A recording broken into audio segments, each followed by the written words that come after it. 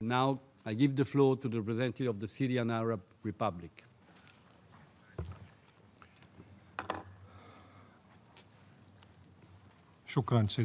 Thank you, Mr. President.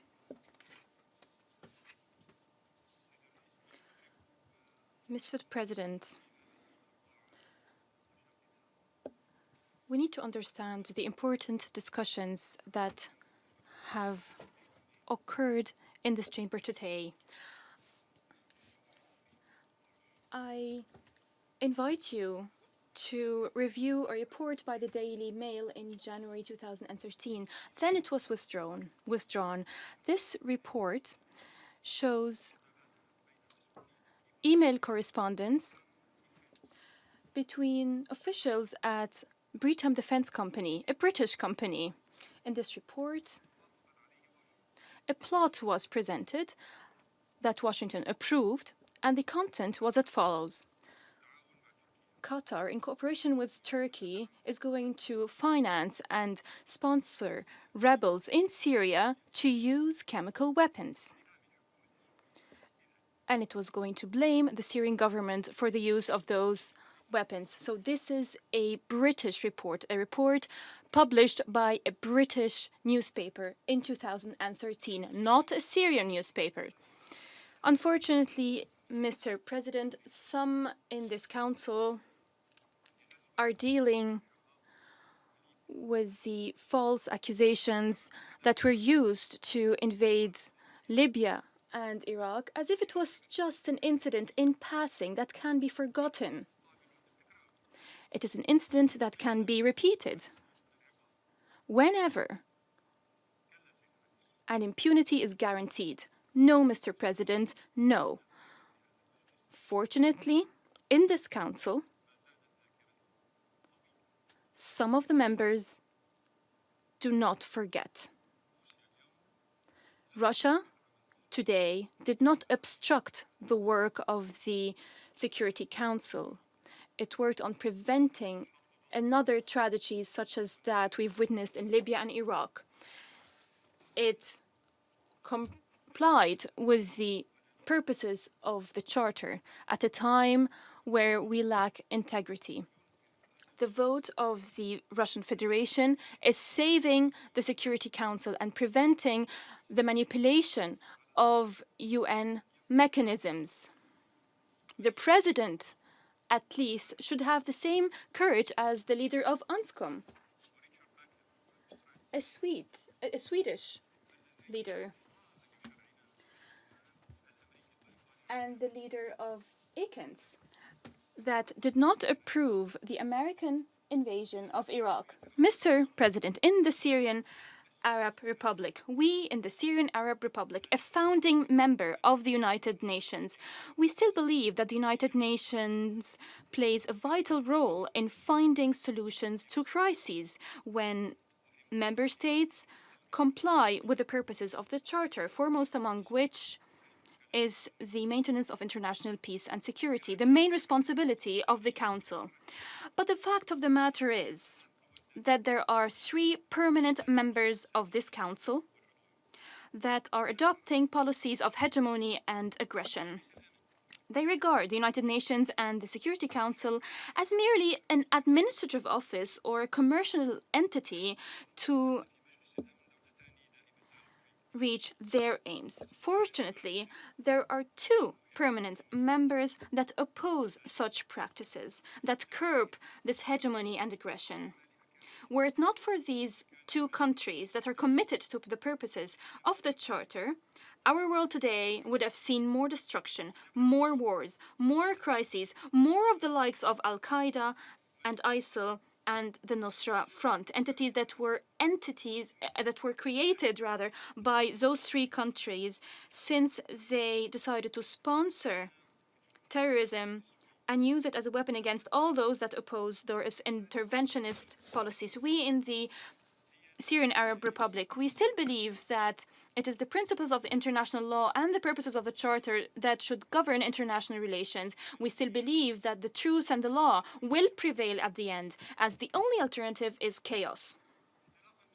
Accordingly, my government from the beginning, has cooperated with the United Nations, its bodies, its committees, its numerous envoys. When armed terrorist groups committed their crimes in Khan al-Assal on the 19th of March 2013, the first instance where chemical weapons were used in 2013 near Aleppo. When that happened, the only entity that my government resorted to was the United Nations. We resorted to the United Nations to receive assistance to investigate the use of chemical weapons in this town. Just hours after this incident, I personally met the former Secretary General, Mr. Ban Ki-moon. I asked him to send an urgent mission to help the Syrian government investigate the use of toxic chemical weapons and identify the perpetrators. Just hours after this meeting, a few hours after I met with the Secretary General consulted influential members of this council, as he informed me. He then called me back to inform me that the United Nations would provide assistance to determine whether chemical substances were used, but it is not able to help to identify the perpetrators or the potential perpetrators of such crimes. Although we immediately agreed to this incomplete mission, it took the Secretary General 4 months to send an investigation mission under the leadership of Professor Silström, who was Swedish. Despite this unjustified delay, 4 months, said mission to date has not been in Khan al-Assal. That was 5.5 years ago. The mission has not been to Khan al-Assal. This is attributed to the contrived Ghouta incident that prevented the mission under the leadership of Professor Silström to go to Khan al-Assal just minutes before it was supposed to go. I'm just telling you the story because it was repeated. It was a historic moment, really, as it showed that the mechanisms and committees established by the United Nations to investigate the use of chemical substances in Syria would not have been allowed to find the truth or to work in a professional, impartial, independent, and transparent manner. The 3 countries and its agents in the region were focusing on only one issue: to conspire with armed terrorist groups and fabricate crimes of the use of chemical substances against Syrian civilians and blame the government of the Syrian Arab Republic for it. They realized it's the most dangerous weapons that they could use to implement their interventionist destructive agendas after they have already exhausted all other tricks that they had up their sleeve.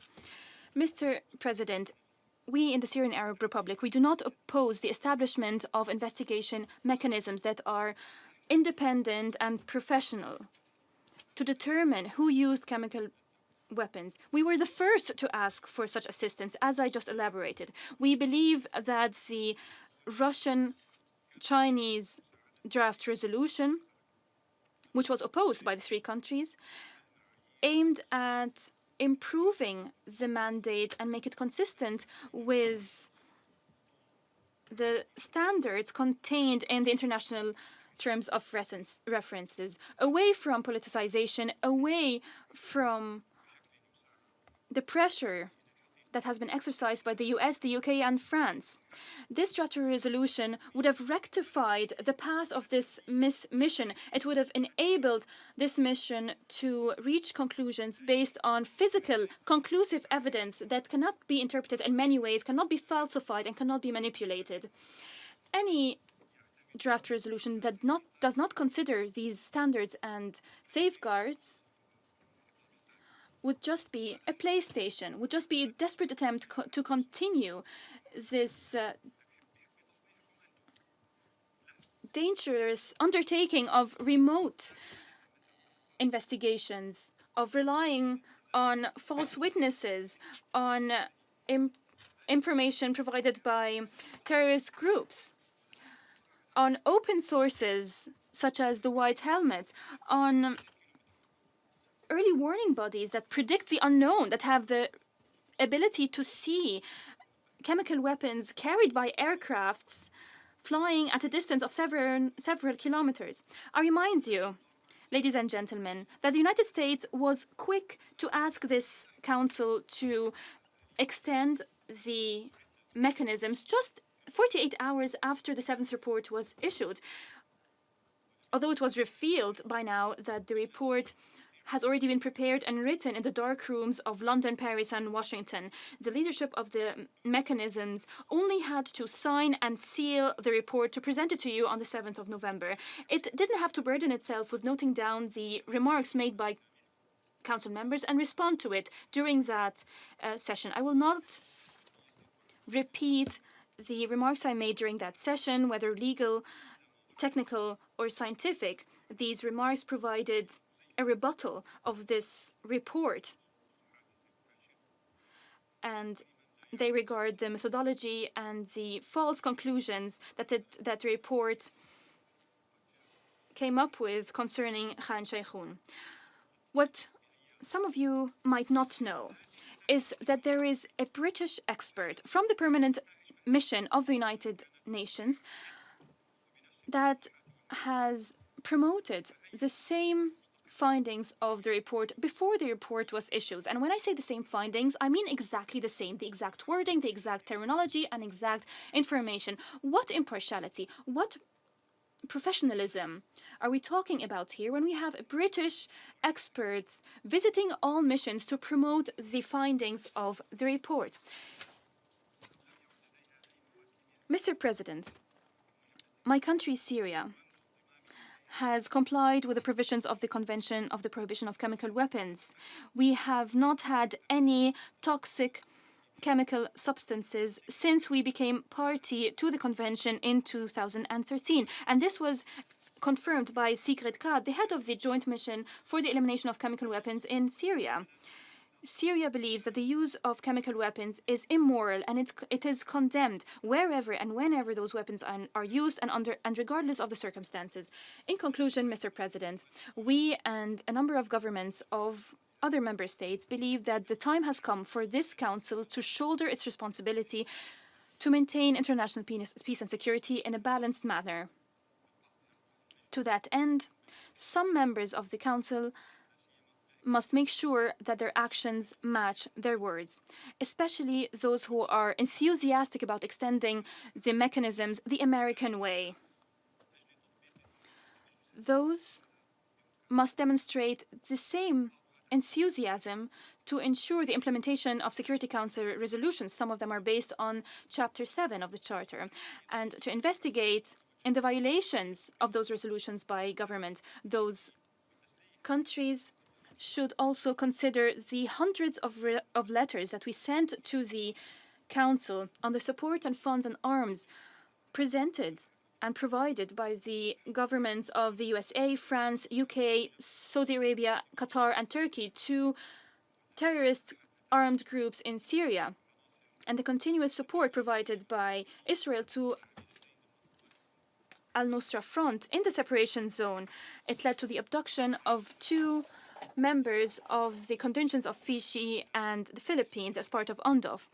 I inform you, Mr. President, that I sent a letter yesterday to the President of the Council asking for an investigation into a documented report published by the British Broadcasting Corporation BBC on the support provided by the so-called International Coalition Forces to ISIL terrorists.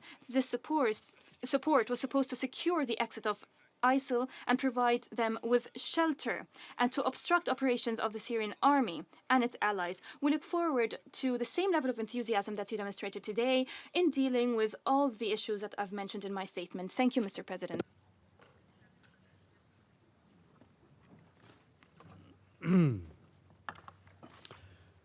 I thank the representative of the Syrian Arab Republic